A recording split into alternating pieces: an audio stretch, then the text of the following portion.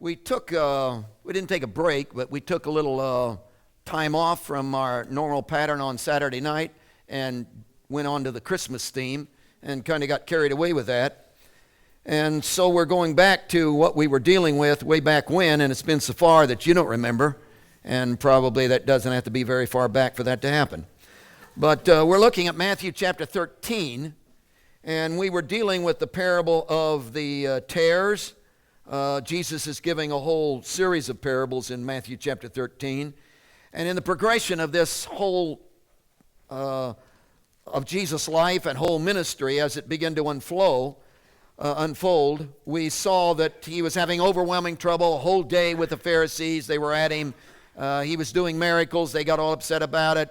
His disciples are eating grain on the Sabbath day. They got upset about that. He healed a withered hand on the Sabbath day. They got upset about that. He cast a demon out of a man. They got upset about that. They said, "You've got the devil in you." That's where all that came from.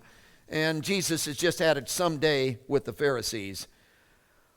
He comes to the end of that day, and he begins to minister to the multitude. And as he ministers to them, he begins to tell parables. And it's the first parables that he's told, according to Matthew. This is the beginning of the parable ministry. And, of course, his disciples come out and say, "Hey, why you been doing this?" And we went through all of that. And, of course, he said, "Well, I'm trying to reveal truth. And when you're shut down and aren't open to it, so I tell you a story that will get into your mind and get into your heart and just kind of eat at you.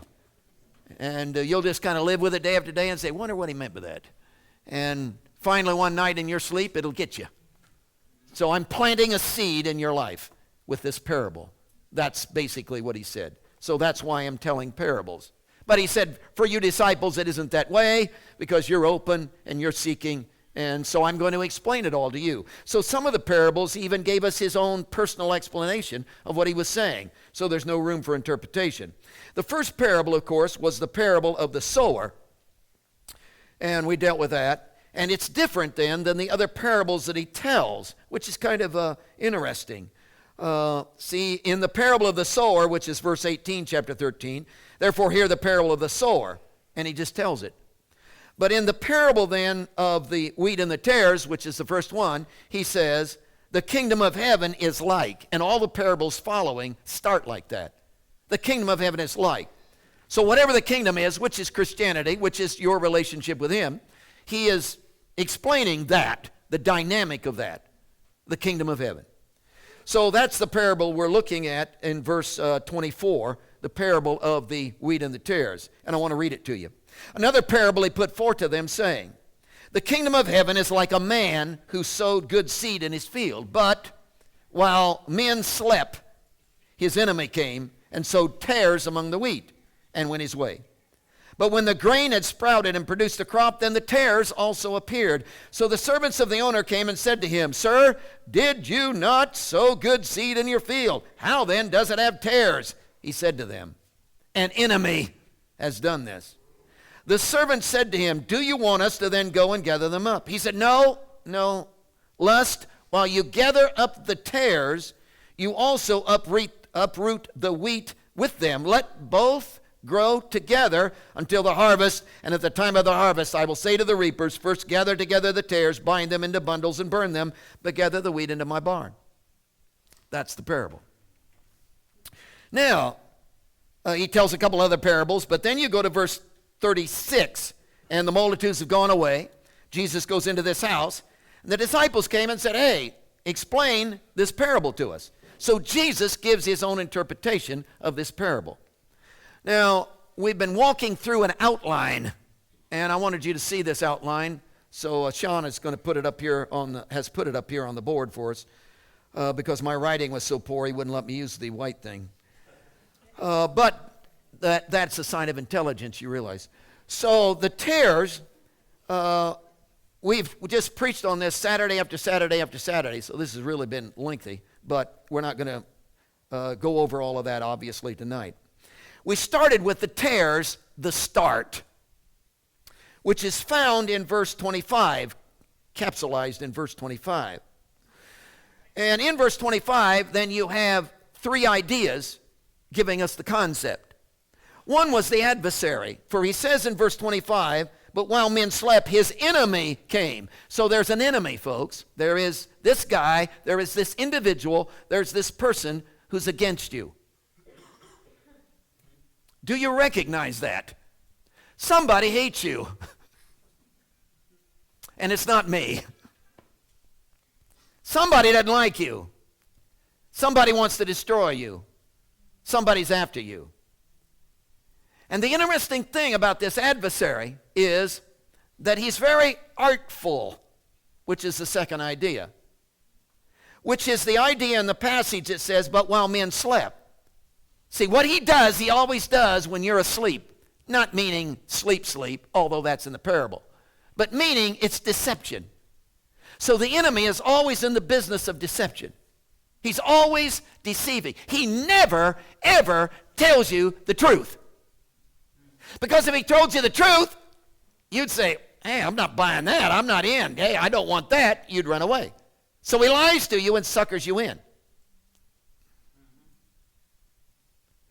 And the reason he does that is because he hates you and he wants to destroy you.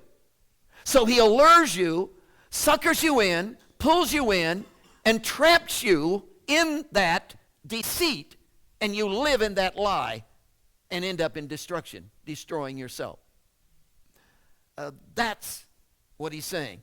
Then there's the third idea, which is a part of that, and that's the association. And that is that on the other side of this, there is the owner of the field. See, the enemy who hates you is not in charge. Now, if you say, well, who's the enemy? Well, it's the devil. Well, you say, I don't believe in the devil. Well, I'm only telling you what the Bible says. Because Jesus himself in verse 39 said, the enemy who sold them is the devil. So I'm not giving you my opinion. This is the opinion of Jesus. And I think he's probably a little smarter than you are. So his opinion is that there is a devil, a mastermind of evil, who lives in deceit, who is out to destroy you. And in the parable, the idea is a tear. Now, we tried to explain this to you because you're not Jews and you don't get it, although I could be a Jew, but hey, you don't get it. They understood a tear. See, there's wheat and there's tares. And in the parable, of course, the enemy comes and sows the seed. But in reality, they understood exactly what was going on. The enemy is doing this, no question about that. But it isn't a separate seed. You got to get this, because this causes the whole thing to make sense. In other words, the sower came along, the owner of the field came along, and sowed wheat, and it was all good. But where a tare came from was that in the process of growth, and we are growing, you know. Life is progressing. You're getting older. And in the process of growth, something happened to the good seed. In other words, everybody started out good. You didn't start out bad. You started out good. But in the process, something got messed up. And you could say, well, it was my dad. And it probably was. But ultimately, it wasn't your dad. It was the devil. And he used your dad. Well, it was my mom. Could be. But ultimately, it wasn't your mom. It was the devil who used your mom. And you could name a lot of people and rationalize and excuse, but ultimately it comes back to there's somebody who's out to destroy you, and what he did was he took that which was good and he just twisted it. And you became poisonous from the inside. And that's where a tare came from. So a tare was not a separate seed, bad weed. No. See, a tare was a good wheat that had become twisted in the growth process. That's where we started. Now, the second idea that we dealt with was the tares, the system, which is verse 38. And I'm just trying to bring you up to date. It's interesting the system that God has put in place for all of this. And this should be good news to you. Because the system is the idea of, he starts with, in verse 38, the birthing idea. He says, the field is the world, the good seeds. See, this whole thing is a birthing thing. And I love this idea. God is in the business of birthing you. The word for seed in the Greek language is sperma, which you recognize, which is the idea of conception and birth. And you've heard the language, the evangelical language, oh, you got to be born again. What's that all about? Oh, you got to be born from above. What's that all about? Yeah, you don't just do Christian things and then you're one. You have to, see, Christianity is a birth thing where something is birthed within you. That's the whole parable, the seed thing. In other words, God wants to take you and he wants to birth himself in you. And we spent this whole Christmas time talking about this kind of thing. That as he birthed himself in Mary, came into the womb of Mary, now he wants to come into the inner spirit of your being and birth himself in you. Isn't that a phenomenal idea? That you could have a new life, which would be Jesus, literally within you, and not be on your own anymore. That's the birthing idea. So he presents that to us in verse 38. And then he goes on to say, not only is there the birthing idea, but there is the being idea, because the good seeds are. In other words, he doesn't talk about, well, the good seeds come to church. He doesn't say that. He doesn't say the good seeds, hey, give money. He doesn't say that. The good seeds do what they're supposed to do. He doesn't say that. The good seeds all are all in certain activity. There's no activity, no list, no rules, no. See, it isn't about, because you and I know that you can do all the right things and wouldn't mean anything. Because this is a birthing thing. So it's who you are inside. And the whole parable zeroes down to who you are inside. So here's what we're going to do tonight. We're going to take every one of you, bring you up here, take a knife, slit you down the middle, and see what you're like inside.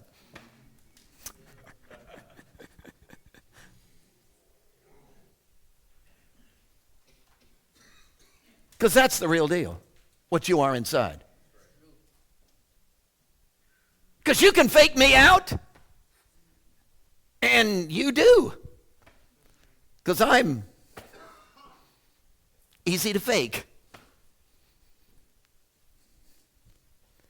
But what you are inside can't be faked. So you see, it's a birthing thing. And you understand why the birthing thing is so important. Because what births you determines who you are. Which is so obvious. Where did I get this? Nobody asked me, folks. What size of nose would you like? See, nobody asked. It just showed up. Why? It was birthed. You should see my dad. It's a birthing thing. That's Christianity. So if you have any feelings inside of you that says, oh, I couldn't possibly be Christian, well, you're right. Because you couldn't pull it off. I know. It has to be birthed in you. And there is a Jesus who wants to plant his nature and life. Isn't this phenomenal? Plant his nature and life in you and birth in you this size of nose. Just kidding. Isn't that phenomenal? He wants to birth who he is in you.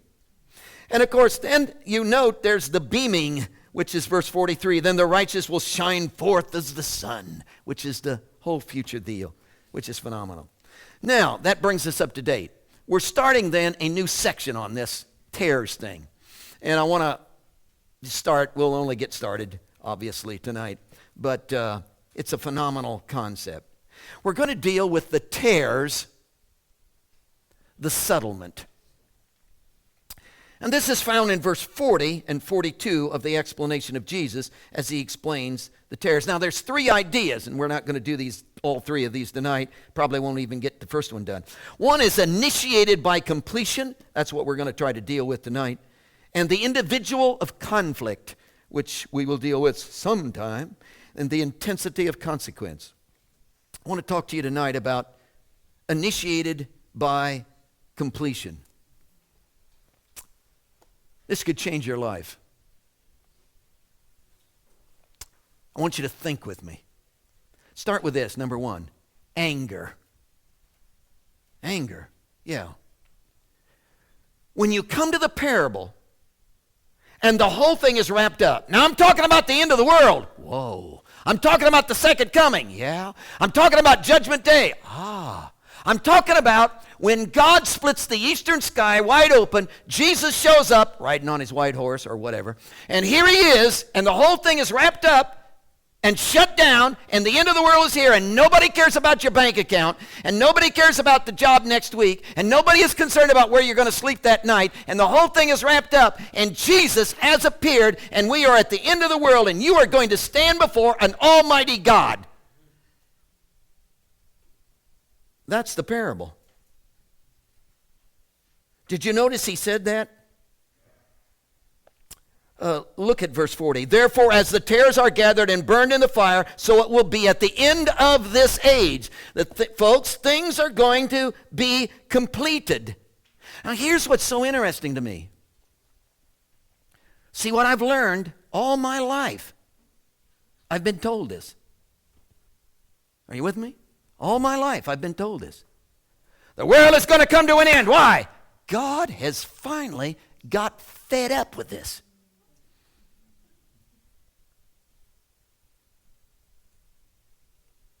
He has watched sin. He has watched people do the wrong thing. He's watched babies aborted. He's watched all of this terrible stuff. He's watched the hunger. He's watched all this. And it's just built up within him. And he's been patient. He's been very patient. But he can't know. See, he's been counting to 10 all of this time. And someday, sometime, God is going to reach the number 10. And whoo! It's going to come to an end. And he's going to smash all the bad people.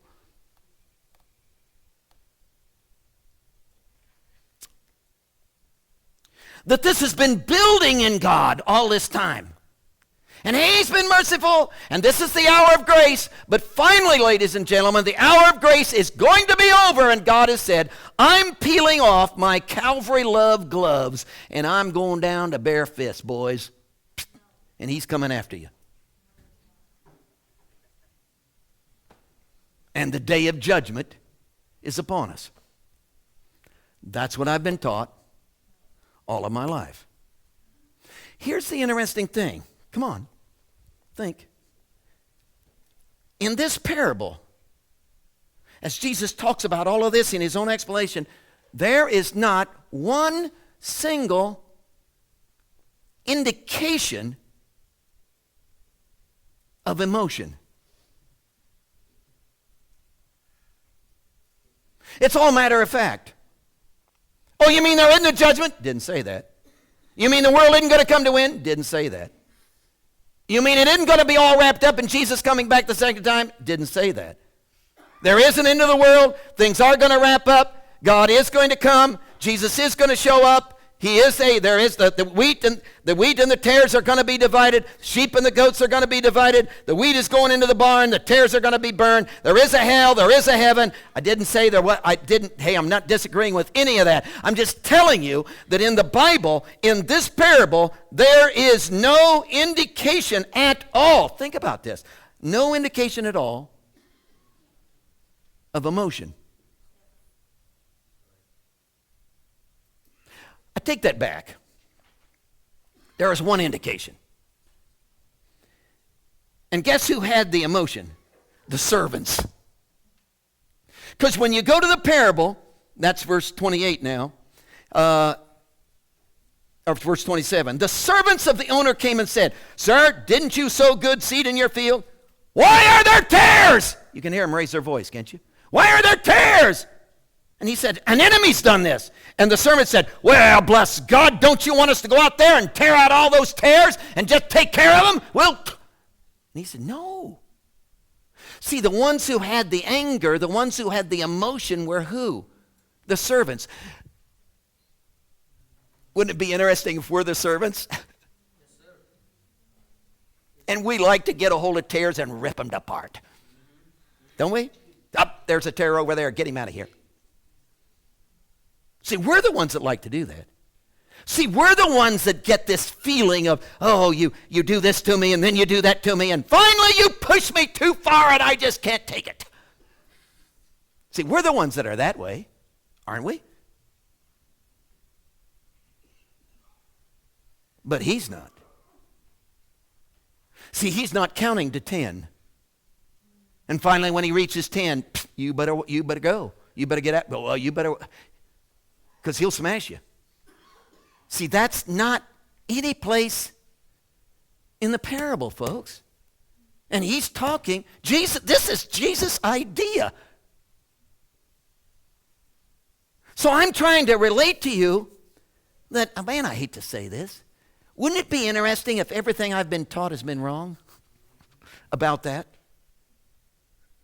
And I apologize to you for we in the church who have told you that. Now, be sure you're hearing me. You mean there isn't a judgment? Didn't say that. You mean there isn't a heaven and hell? Didn't say that. You mean there isn't a final hour? I didn't say that. I'm just telling you that God is not going to get mad and bring it to pass. This is not a result of the anger of God. That's what I'm trying to tell you in the parable. That the judgment of God is not determined by his anger. So do not call me on the phone and tell me, I think God's mad at me. No, he's not. He's not mad at you. Well, how do you know? Because I know who God is, and he loves you, and he's not mad at you. God is against me. No, he's not. God hates me. Sure, he hates you. Come on. That's why he died on a cross, because he hates you. Come on. See, you can't get by with that in the passage.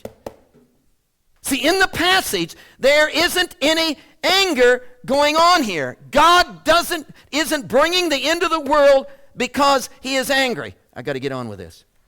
Second idea that ties into that. Anger, adult. Now this idea says, well, if God is not angry, why is there the end of the world? He tells you why. Because things have become adult. Things have become grown up. There is a harvest.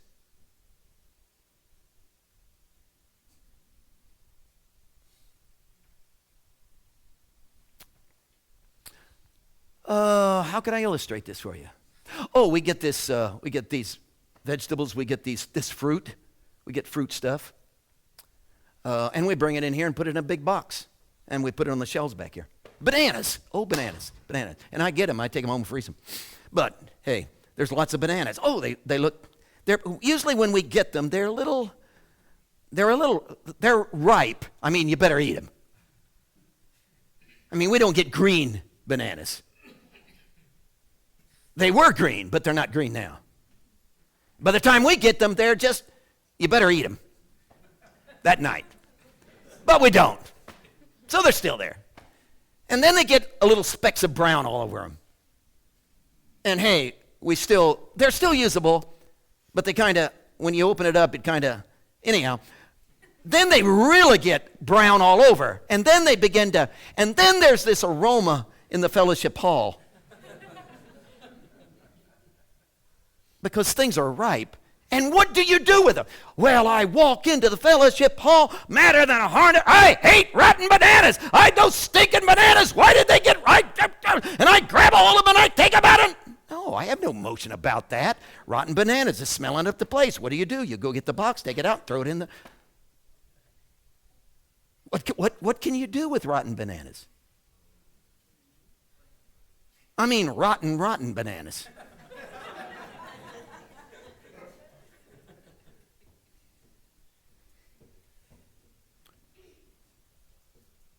That's this. Why? They have become complete.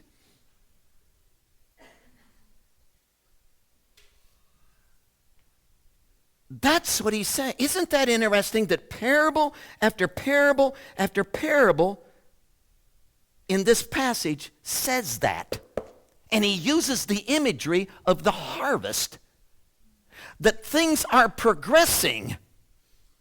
And one day, as things progress, it's all going to come to and it isn't because God is mad or he's angry and saying, we're going to end this. It's that it's just, hey, come to think of it, your life is like that. Discounting these. The rest of us are pretty well grown. See, I don't get up in the morning and say, oh, I wonder what I'll be when I grow up. Why? Because I'm grown up. As much as I'm going to grow up, I've grown up. Life progressed. I'm here. And my growing up is coming to an end.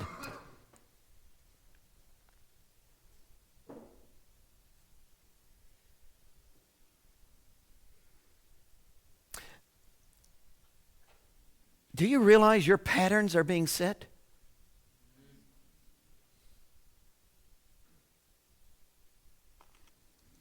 What do you want to be when you're 70? You'd better start being that now, real quick. Why? Because life matures, people. Well, I just live a day at a time. Then, hey, you're in the trap.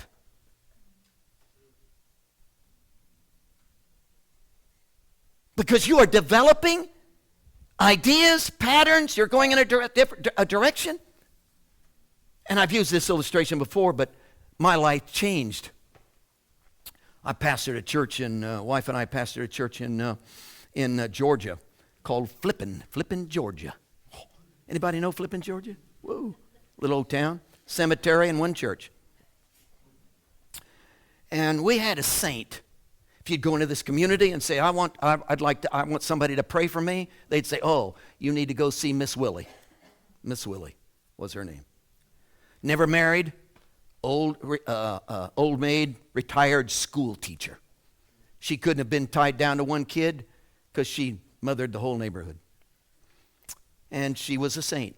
She had pure white hair, pulled it back in a bun in the back, long sleeves, the whole deal, long dress, and her face just glowed.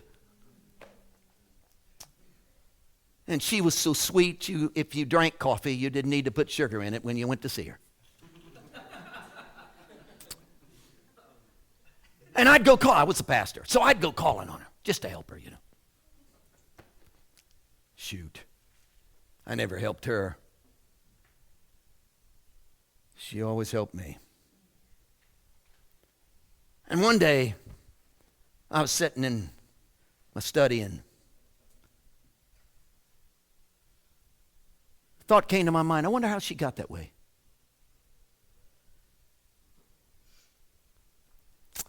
I bet what happened was she had her 80th birthday and said, oh, it's time to get sweet and kind.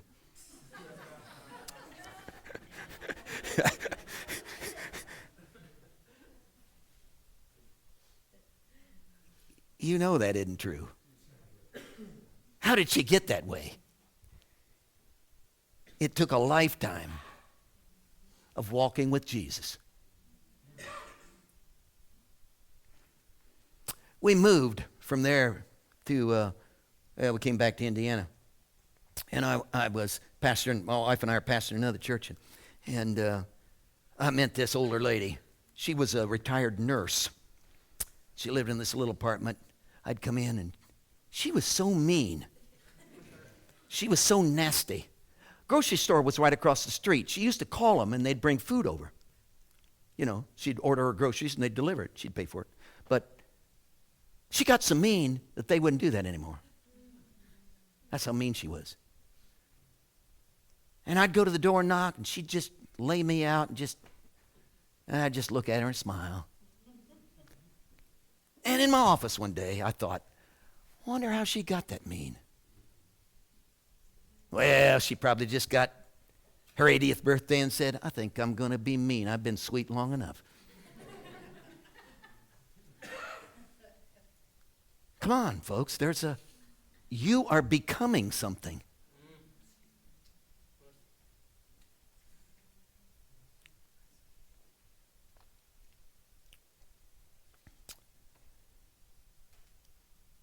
And for most of you,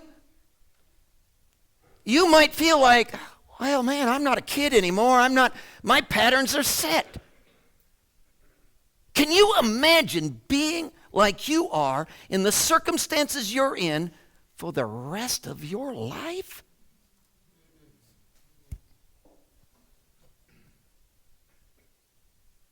No. So the whole parable is about birthing. He wants to give you a new start. And the amazing thing about the redemptive, you got to hear this. The amazing thing about the redemptive love of God is that He is so, I have no way of expressing it to you. He is so dynamic. He can reach back into all the patterns and all the mess of my previous days, and He can birth me and reshape that thing and actually utilize the mess. And make me out of that the person that He wants me to be. See, this is about harvest. This is not about a mean, mad God who's saying, hey, I've had it up to here. This is about a God who's hanging back, watching you develop and says, oh, no, man. An enemy came, twisted, connived, deceived. Oh, how can I get through? How can I bring new birth? How can I bring change? How can I, before the harvest? Because at the harvest, you're a rotten banana. And we're not mad, but you just stink the place up.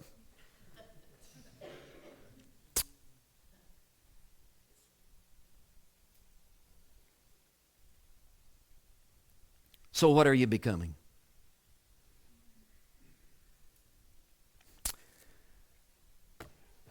Jesus, wow.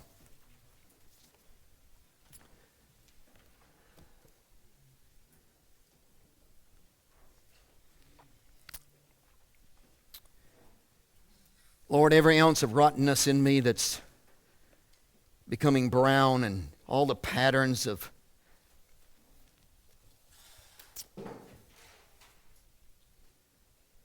deliver me, God. Just, hey, because they're only going to get worse. And life isn't going to sit like it is.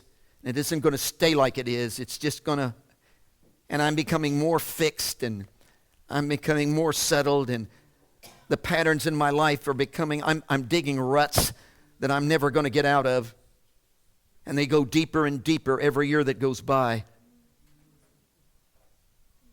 Could you rebirth me tonight? Could you come into the patterns of my life that are not like you want them to be? And could you tear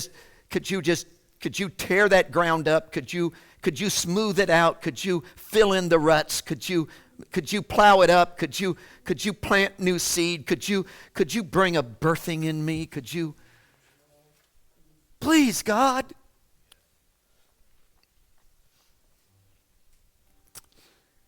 And Lord, if you do anything for us tonight, please, in the name of Jesus, bring a revelation, push the demonic forces back tonight and bring us a revelation of hope.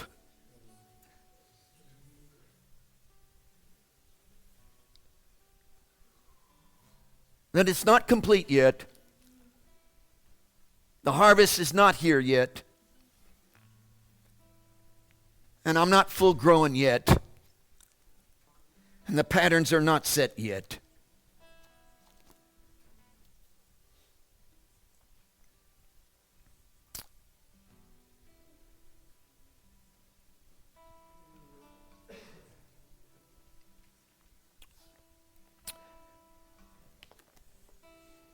Hey, heads are bowed. It's your deal. It's your life. Nobody's trying to interfere.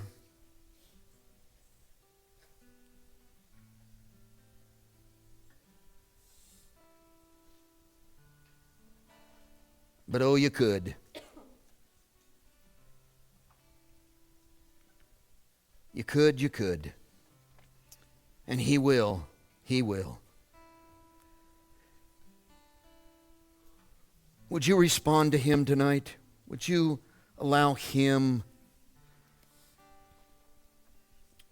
to turn a corner with you?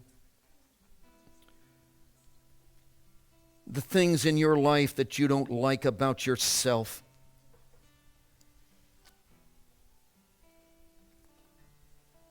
Would you let Him help you?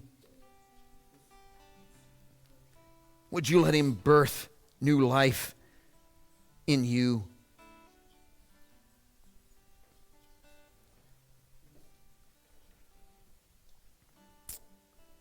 Hey, no pressure. Just an invitation. I want to kneel. Dear Jesus, be obedient.